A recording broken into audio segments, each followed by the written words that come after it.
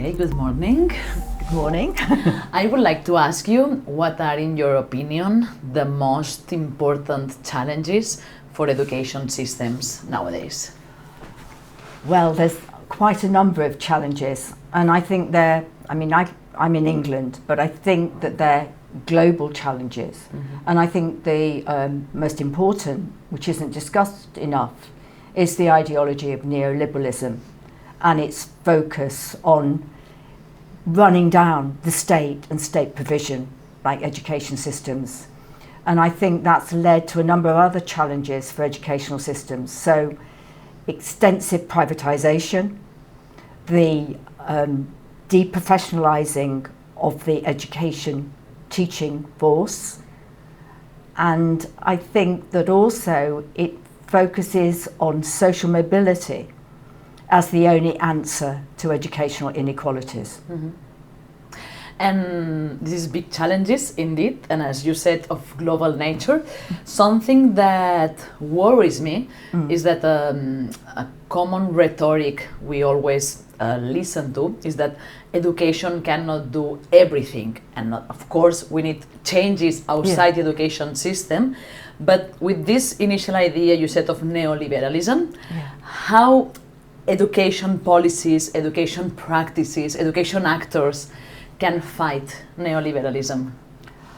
Well, I think you're very right about the wider economic context needing to be much fairer. I mean, if we look across the globe, it's particularly in Nordic countries where the education systems are much fairer, that the education system seems to be working for a majority of children and young people.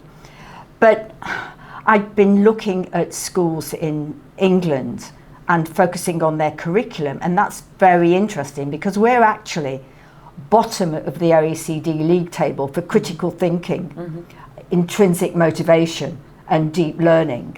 And it's obvious that we need a curriculum that prepares children and young people for political, economic and social engagement. So it would be good if our educational system started to consider that work of preparing young people for a 21st century. Yeah, of course, and I think it also connects with your idea of the new professionalism, of who are teachers in the 21st century and how also teachers need to be prepared for critical thinking in order to provide critical thinking to young people. And that is another real challenge because an awful lot of teachers now increasingly in England are trained through Teach First. They get 6 weeks, which is mostly about discipline, nothing about pedagogy really, or curriculum. And that way of training teachers, which is short term and totally inadequate, is being rolled out across the globe. Of course. And so teachers don't get any thinking time either. Exactly. Yeah, in fact, here, for example, in Catalonia, it's the same. I mean, teachers, they don't have time to think. They don't have time to reflect. And that is also like years ago, it was very clear that teachers were political actors. And nowadays, it's like they are mostly constructed as technical actors. And I think it's also a problem, not to fight against this neoliberalism that's facing us. But teachers are telling me in interviews I did earlier this year that they don't have any autonomy, they don't have any choice over what they teach. They're presented with scripts that they read out to the children. They have to deliver PowerPoints. So any sort of creativity and critical thinking has been stripped out of teaching. So it's not surprising it's not there in children's learning either. Of course, yeah. And one idea you said that it was very interesting, and I would like you to go a little bit further. You said this narrative of the social mobility as the only way to fight social inequalities.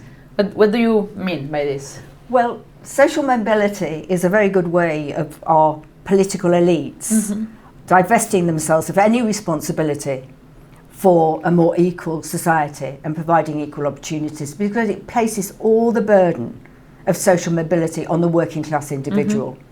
And increasingly in our system, those working class schools have very few resources, are inadequately staffed, and children are taught to the test.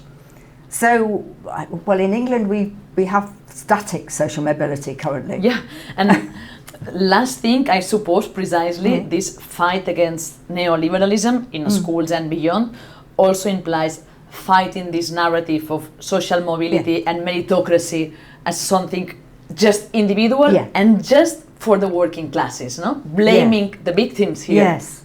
I mean, and that's why a lot of my work currently is working with the unions, the teaching unions, on talking to teachers and enabling them to critically consider and to come together as a collective. I mean, it seems to me that what teachers need really is solidarity and to act as a collective to challenge things.